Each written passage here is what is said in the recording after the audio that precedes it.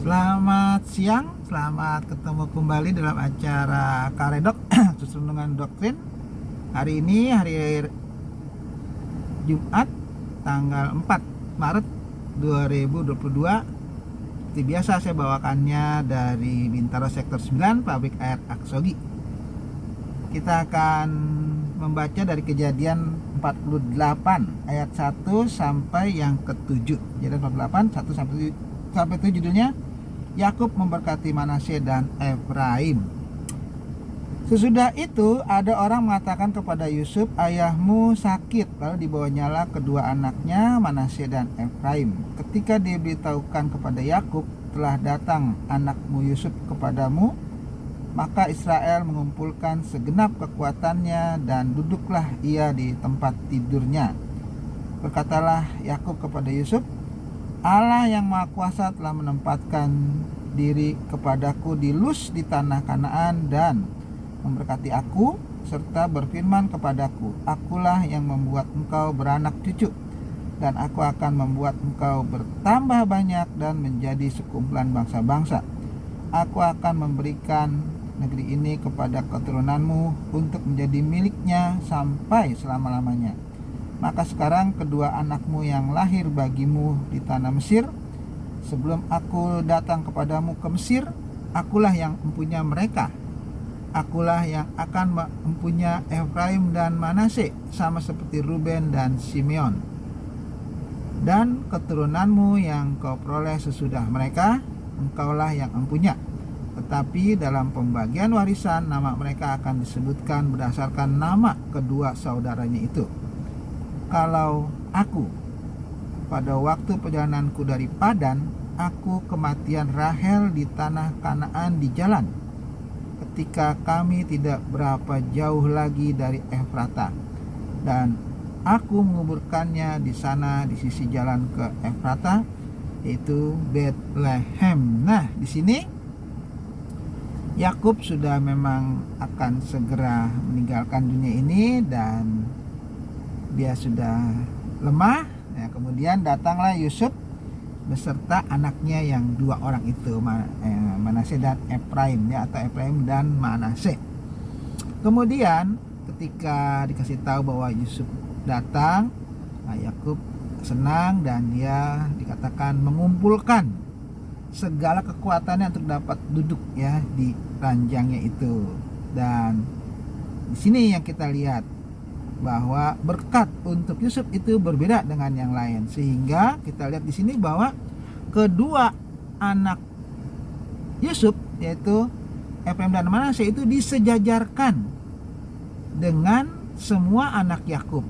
Nah, jadi gini, Yusuf menjadi dapat dua warisan, yaitu anaknya. Loh, berarti ada 13 dong? Enggak. Nanti kita akan lihat bahwa suku Israel itu tetap 12. Karena apa? Karena salah satu suku itu tidak dapat warisan. Nah, itu nanti kita lihat siapa yang nggak dapat warisan itu ya.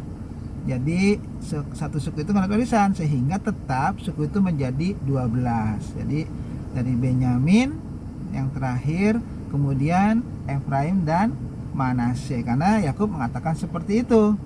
Jadi kedua anak Yusuf itu adalah termasuk di dalam keturunan Yakub ya, seperti sejajar dengan Ruben, Simeon, ya, Yehuda dan lain-lain. Nah, itulah yang kita dapat ya. Jadi mereka akan mendapatkan warisan sama seperti warisan kepada Ruben, kepada Yehuda ya, dan juga haknya sama itu Yusuf, Efraim dan Manasye.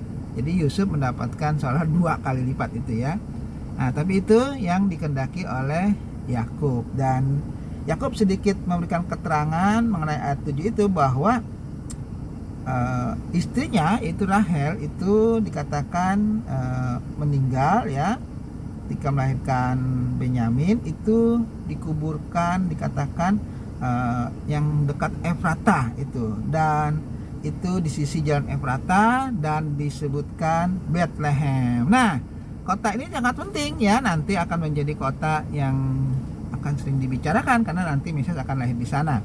Dan di situ kita belajar adalah namanya menara kawanan domba atau Migdal Eder, yang akan menjadi kota yang sangat penting di dalam kedatangan Mesias ya. Makanya itu ditegaskan di sini. Nah, itulah bagian pertama dari pasal 14 kejadian ini, di mana pembagian warisan itu Yakub menghendaki Yusuf, kedua anaknya itu mendapatkan warisan yang sebanding dengan kakak-kakaknya yang lain ya, sejajar dengan Ruben ya, dengan Simeon, Yehuda segala macam.